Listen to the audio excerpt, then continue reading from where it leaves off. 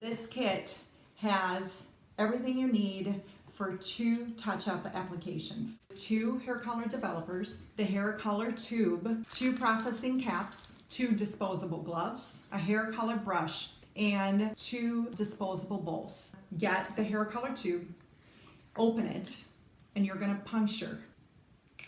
You're then gonna squeeze half of the tube. Make sure that you tightly close the hair color tube for the next time. You're gonna get one of the hair color developers and you're gonna mix it with the hair color. The dpHUE Touch-Up Kit is great for when you have a regrowth of a 1/2 inch to 1 inch long. The dpHUE Touch-Up Kits are not meant for all over color.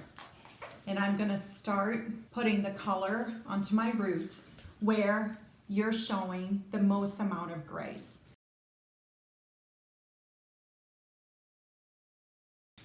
I'm gonna set my timer for an hour because I do have stubborn grace, and I'll come back and show you the beautiful results.